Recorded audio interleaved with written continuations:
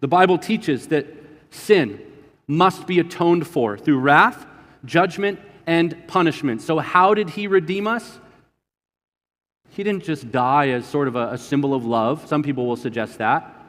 They're against the doctrine of what's called penal substitutionary atonement. What that means is somebody had to be a substitute. They had to pay a penalty, and that atoned for the sinner. Oh, a lot of American Christians don't like that because they get nervous. That means God has wrath. That means he's angry, and we don't like that side of God. We need a tolerant narrative, especially in June when it's Pride Month, and we don't want to say that God's wrath is real. We just want to do our own thing and live our own way. Well, the wrath of God is real.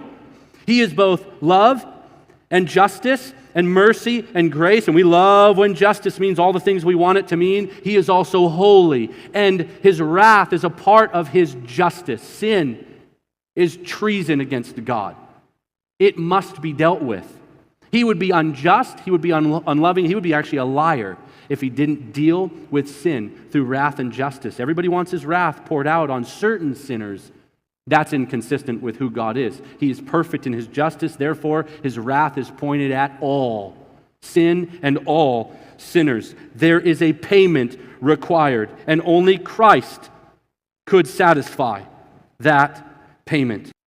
In 2 Corinthians 5:21, there's no getting around this. Paul says, he who knew no sin became sin. God the Father made him sin who knew no sin on our behalf. But what do we get in exchange? That we might become the righteousness of God in him. Christ is everything you need to be redeemed. And God, loving, holy, perfect, made his Son, who is loving, holy, and perfect, sin. And he judged and punished. He poured out his wrath upon his Son. We ought to not run from that doctrine. We ought to run towards it, for it is there that there is a satisfactory payment on our behalf.